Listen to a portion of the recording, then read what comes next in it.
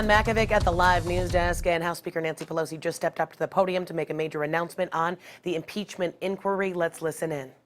When in the course of human events it becomes necessary for one people to dissolve the political bonds which have connected them with another. With those words, our founders courageously began our Declaration of Independence from an oppressive monarch for, among other grievances, the king's refusal to follow rightfully passed laws. In the course of today's events, it becomes necessary for us to address, among other grievances, the president's failure to faithfully execute the law. When crafting the Constitution, the founders feared the return of a monarchy in America. And having just fought a war of independence, they specifically feared the prospect of a king president corrupted by foreign influence. During the Constitutional Convention, James Madison, the architect of the Constitution, warned that a president might betray his trust to foreign powers, which might prove fatal to the Republic. Another founder, Governor Morris, feared that a president may be bribed by a greater interest to betray his trust. He emphasized that this magistrate is not the king. The people are the king. They therefore created a constitutional remedy to protect against a dangerous or corrupt leader: impeachment.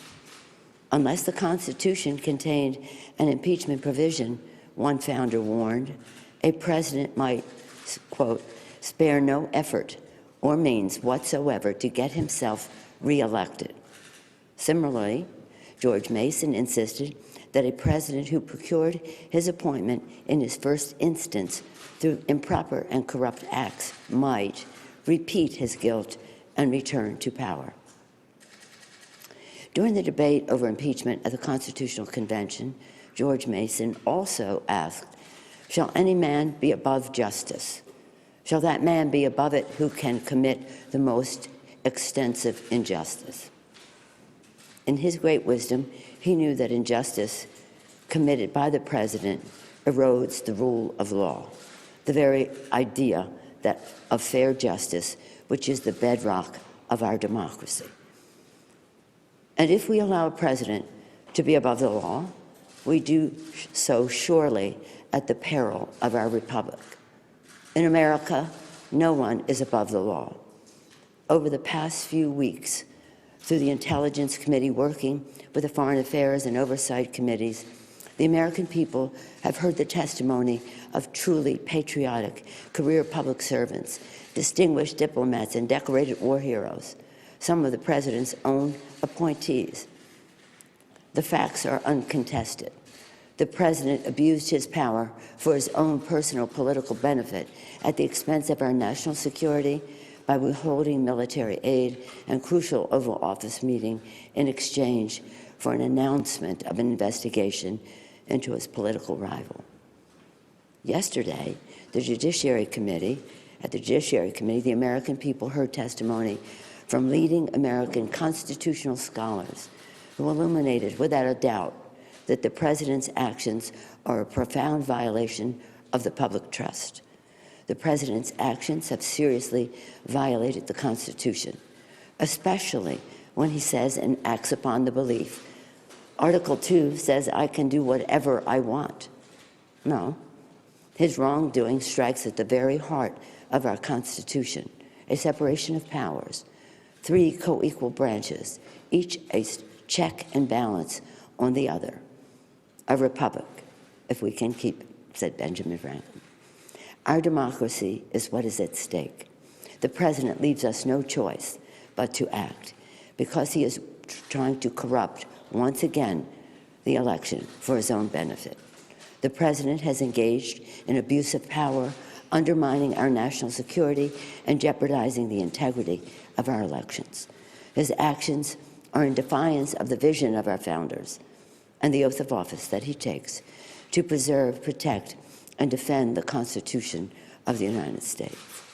Sadly, but with confidence and humility, with allegiance to our founders and a heart full of love for America, Today, I am asking our chairman to proceed with articles of impeachment. I commend our committee chairs and our members for their somber approach to actions which I wish the president had not made necessary. In signing the Declaration of Independence, our founders invoked a firm reliance on divine providence. Democrats, too, are prayerful, and we will proceed in a manner worthy of our oath of office to support and defend the Constitution of the United States from all enemies, foreign and domestic. So help us God. Thank you.